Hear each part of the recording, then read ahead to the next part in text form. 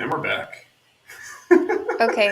All I right, really was so I was really in the middle of a flow there and I I had know, no I idea. know. So This is like the ask me second or something third time else. this is. I know this is like the second or third time that this has happened. So I gotta find a better way. But Ask me something else. ask you something. All right, so you've got your pretty green mama. It's your outreach. We're talking really diving into the cosmetics. That's kind of your passion. It hasn't been Yeah. regulated since 1938, which is insane. that's 1938. that's ridiculous. 1938. Yeah. Um, Okay, wait. I know where I'm at. I need to okay, add something here. you good? All right. Okay. 1938. Yeah, anyway, so I'm doing all this hormone testing and people have all of these estrogens in their body and it's breast cancer awareness month, right? Mhm. And there's really no emphasis on prevention. I'm all fired up about it. So I think a good place to start is looking at the ingredients of the products that you are using on your body every day, the products that you're cleaning your house with. All of these things matter. Of course. So that's my goal is just education. I want people to be informed consumers. I dig it. And I think I think that's the way to go. And I think that's where we should, all of us in general, should push health and medicine. What are you doing? It's this light on my face. Do you want to like spin around? Is there like a better light from the other way? No, that's it. This is No, what we're working with? Okay. it's good. We're fine. Um, I missed you. You're ridiculous. I missed you too. All right. So now, what kind of stuff are you? I know you said you talked about, you're a chiropractor, adjustments, a lot of supplementation, tinctures. What other stuff are you kind of promoting, like within your office, within your practice, just to promote like overall, health? Are you working with anyone outside the office or anything like that, or you just have like different I leave recommendations? I leave them at the office. I'm a big advocate of self-care. Sure. I think we live in a culture where we're always kind of passing the responsibility off to other people, right? Including the responsibility of taking action for our own health. I And could not so what agree with I that try and more. do is, yeah, what I try and do is educate my patients enough so that they know the things that they need to do to take care of their body. So it's not my job to go home with these people and make sure they're drinking their water and getting to bed at a good hour, right? But I teach them that these things are all important. So I think there's some fundamentals that everybody needs to know. We should definitely be drinking half of our body weight in ounces of water a day, right? At least we need to be getting restful sleep. So, I mean, you can't stay up until midnight and wake up at 6 a.m. and expect to be healthy. I mean, that's not good. The foods that we eat need to be fueling our bodies. And so when we look at a food, we need to be asking ourselves, is this contributing to my health or is this contributing to disease? Right? So good food. I think movement is necessary. I mean, we're not meant to sit at desks all day. So I think exercise is absolutely crucial, but I think just moving our bodies in a way that feels good every day is really, really important. Absolutely. Um, you know, the, those are your basics. I mean, you need to start somewhere. And I think that for a lot of people is already a reach or a leap. So just starting with those fundamentals and then adding on from there to really up level your health I think small steps are best when it comes to making massive change in our health. So those are kind of my takeaways I always give to people. No, and I again 100% like agree. So I've actually had this conversation with a couple different people that you can't want health for someone else, right? Like I mean, you can want it, but you can't make them be healthy. Like in order for someone And to you can't take care about it more than they care about it. exactly, and like in order for someone to take the necessary steps to become healthier, not even to become healthy, but to become healthier, like they have to want it. And if they don't, no convincing or coaxing or whatever is going to make them Mm. unless they make up in their mind, like, I need to do this because for myself, not for, Hmm. Joe or Ava or Stella, I have to do this for me. Hmm. And I think, yeah, you're exactly right. Like you can't push someone to do it. Like you said, you can only help, the people who come to your office when they're in the office. That's the only time where you can physically be hands on and physically have a direct effect on their health. You can Hmm. give them suggestions, you can give them advice on things to do outside of the office. Whether they do that or not is completely up to them. And I'll Yeah, always like right. relate things back to when I first came back to New Jersey. I became a personal trainer. I started working at different gyms. And I would have clients who I would see once or twice a week for an hour. And, they get frustrated that they weren't seeing significant progress. And it was usually within like a month or two. And I was just like, look, Hmm. Tom, I see you 1 hour a week. Okay. That's really not a lot of time. What are you doing with the Hmm. other, however many hours in that week? I can give you like some basics and I can give you pointers, but if you're gonna, train 1 hour, go home, have like 3 cheeseburgers, and then not come back to the gym until our next appointment next week, my hands are kind of tied, right? Like, there's Yeah, you can really, only do so much. exactly, there's a limited amount that we can actually do to help people if they don't actually want to help themselves. I also Yeah. like that point that you brought up of like the little steps, right? And if Rocco's watching, or if he ends up watching this, he's going to laugh at me because I somehow always manage to work in New Year's resolutioners into my podcasts. I can't fucking stand New Year's resolution. It's such a dumb tradition of I haven't done anything healthy for myself in 6 months. I'm gonna upheave my entire life and do 100 different things brand new today. Of course it's not going to work. Like, of course you're Yeah. not going to change your life in one day and you're going to sustain this change for the rest of your life because you're trying to change too many things. It doesn't work. Whether it's health, Hmm. whether it's, whatever. But so that always drove me nuts. And it was always a running joke between us that, again, people who worked at the gym was like January 2nd was the worst because no one's coming January 1st because they're all hungover anyway. But January 2nd Yep. was the worst day at the gym because you had like 100, 200, 300 new people. New year, new me, blah, blah, blah. It's just, all right, well, we'll probably see you to like mid February and then you're going to get burnt out and then we'll see you next January 2nd. Yep. And I love that excitement. But we can muster up that excitement every day. We can find that motivation and we can find that drive every day if we wanted to. You know what? We don't need to wait.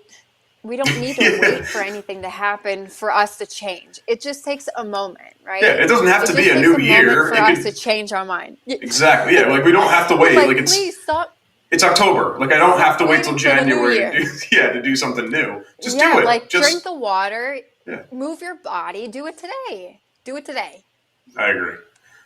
So Yeah, the again, New Year's resolutions. it's the worst. I hate it. And I know I'm starting to sound like a broken record because I bring it up way too much. But have you found your perfect lighting yet? Move it Are we again. getting there? No, I didn't. I'm sorry. The That's not outside bad. lighting Just is lean driving forward a me little bit. You got crazy. the hairs lighten up a little bit. It's like you're glowing. This is good. I I can like do it. this. All right, this will work. Okay, so again, we talked about not changing too many things at once, little steps. So, what are some little things that you would then recommend to people, who come into your office? Let's say I'm brand new, I have low back pain. I had a. I'm just going to paint you a scenario. Sorry, I'm putting you on the spot. Okay. No, that's good. I'm good. I had a pretty traumatic pregnancy. I have low back pain. I've never really done anything to take care of me before. Now I have another baby to take care of. How would you go about like where do you begin? I guess.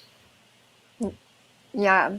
So I think the most important thing is just showing up for yourself. So we don't have to love this version of ourselves, but we have to recognize and just appreciate, right? And so when you're a new mom and stuff, you have so many like you have to show up for everybody else, but you also have to show up for yourself. And so one of my favorite lessons is actually something I learned in chiropractic school. And another fun fact about me, I had never taken a human anatomy class until I got to chiropractic school. So I have a Really? biology degree. It's actually in stream ecology, so I can name you all the parts of a fish, but it wasn't until I got to chiropractic school that I actually took a human anatomy and physiology class. So, something I learned in physiology that was so profound to me was that the heart pumps blood to itself before it pumps blood to any other place in the body. And so, if you apply that lesson to your life, and I think self care, like it's such a buzz right now, but it's really so important that we take care of our needs before we, pour into everybody else. And Well, I think so, there's, sorry I to cut you think in off that, really quick, but I think there's like a difference between the self care of like getting your nails done and like watching your favorite show, as opposed to the self care where you're actually addressing your needs and what you need to be a good functioning human being.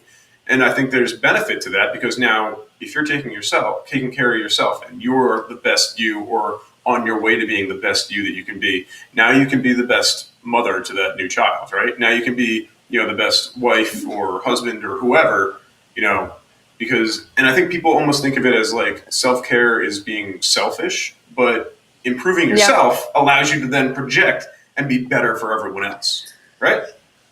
You would never look at the heart and say, "Oh, heart, you're so selfish for pumping blood to yourself You're like, yeah, first." no, Like that makes a lot of that's just a sense. stupid thing. Like you have to take care of yourself. And so, your question, Len, is kind of there's so many layers. So I know. we have our physical body. So after you have a kid, of course, your hormones are crazy. You have all this relax in your body. Your pelvis is expanded. And as everything kind of goes back to how it was, things don't really just like snap back. And so there is that opportunity for somebody to experience pain in their body, and it's because the positioning of their bones aren't quite right, right? Sure. So there's one element of it. Two, you got to reel in the nutrition. If somebody's body is really inflamed, if they're eating foods that are contributing to inflammation, of course they're going to feel crappy. All of those basic things we talked about, water, movement, sleep, all of those things are so important. And I think one other element we haven't really touched on too much yet is the mental or the emotional or the spiritual element of people. I mean, we're not just a bag of bones covered in flesh, right? We're so much bigger than that. So I think to address the energetic being, the mental side of things is really important, and I think it's something that people don't really talk about.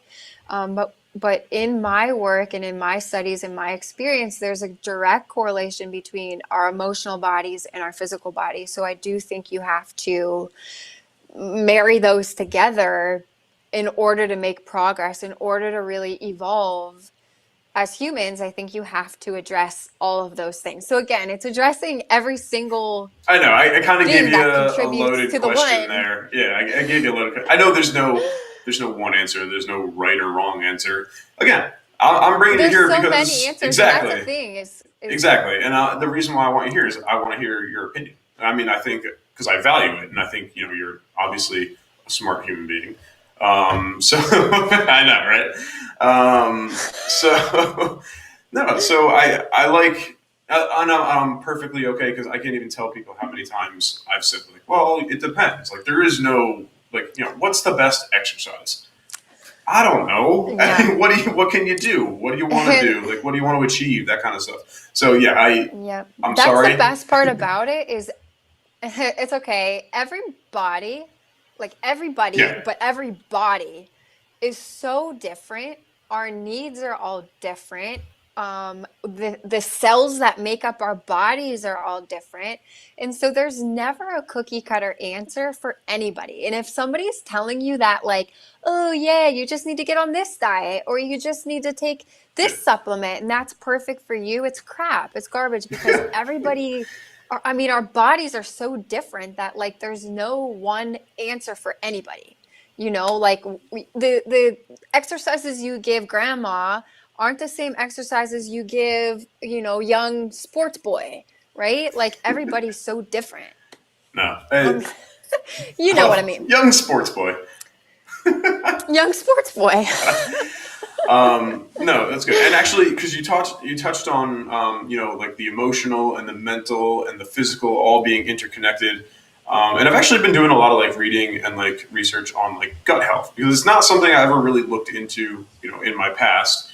But it's something I kind of stumbled upon, and I was like, you know what, this is actually kind of interesting. Like, let me dive in a little bit more.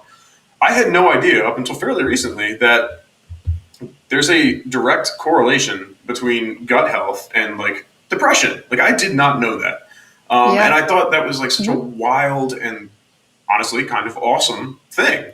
That having not taking care of your gut and the microbiome has a direct effect on like your emotions and your mood, which could lead to depression. Which a lot of people think like depression, like you're sad or whatever, here, take this dopamine pill. Like it could actually be like from foods if you have like a specific allergy that is now like detrimental to your Right. gut health, and now it's affecting your mental state. And I thought that was actually like absolutely nuts.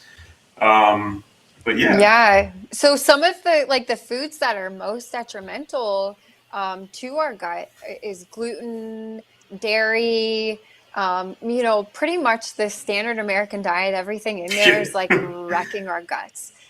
On top of it, we're taking more antibiotics than ever. I mean, I have pediatric patients who come in age 2 that have already been on 7 rounds of antibiotics. And so if you break down that word antibiotic, literally meaning anti-life, you're killing everything good in your gut, along with the bad. I get yeah. antibiotics are important, It's just like like it's a broad in some sweep. Yeah, cases, but you're killing off everything in your gut. So if you never actively restore your gut flora at age 2, what does that look like when you're 35? What does that look like when you're 50? What sort of problems can happen as a result of never really addressing, restoring that good gut flora?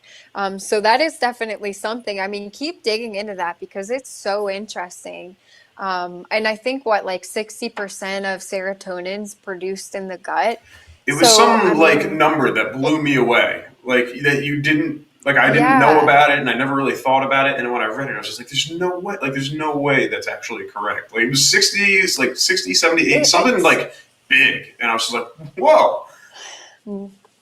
Yeah, and especially kind of circling back to women, I mean, if your gut's not in check, if you are taking an SSRI because you have depression, what it's doing is pushing your body into more estrogen dominance. And then if you're not, we didn't talk about poop, but we will.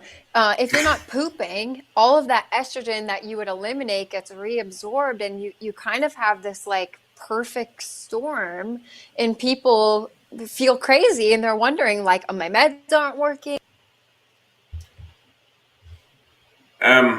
I lost you again. Oh, this is the worst. Okay. We'll go. I'll send you one more. We'll kind of like I don't want to say wrap it up. We'll go again, but I'm gonna have to like go back and like just chop them all and edit them all together. um, you still have time? Are you? Yeah. Can you hear me?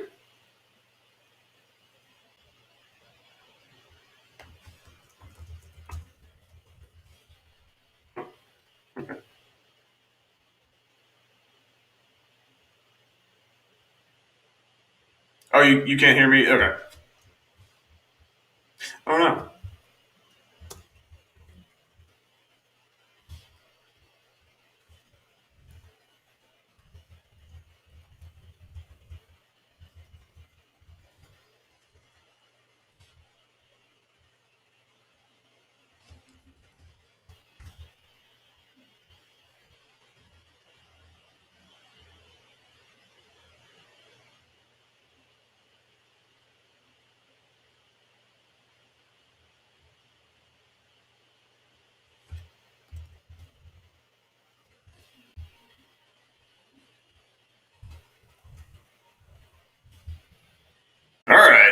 Third time's the charm. Here we go. I'm just gonna have to chop all these up and edit them all together, and then I'm definitely figuring out a better way to do this because this is ridiculous. But anyway, started talking about poop. Anyways, okay, so you definitely need to be pooping at least once a day, probably two if your bowels are really healthy. What happens when you're not pooping every day, especially in my women patients, we eliminate estrogen through our poop. So if we're not pooping, that gets reabsorbed into our body. And we know that when we're in a state of estrogen dominance, that gives us all of our like PMS symptoms, but like all the time, which is Huh. not fun for me. It's not fun for you or anybody else. So, get your gut checked, get your gut in order, make sure you're pooping every day, drink your water. That's about it. That's about all you need to know. Those are the secrets to health. There you go. Take care of your poop. All right, Take care of your poop. Eat we've some more fiber. we've been in and out of this about 3 times now, so I'm gonna say thank you very much, and I'm gonna let you get home to your babies. So I really do appreciate Thanks. you coming on and chatting with me. The next time we do this, because I will have you back, I'm gonna have a much better way of doing this because I'm getting tired of this whole in and It out might be me thing. though. It might actually be me. But thank you for having me, Len. It was so nice to chat. Of course, it's been forever, so not too long this next time. All right, Yeah. all Yep. right. Sounds good. Bye, guys. Bye.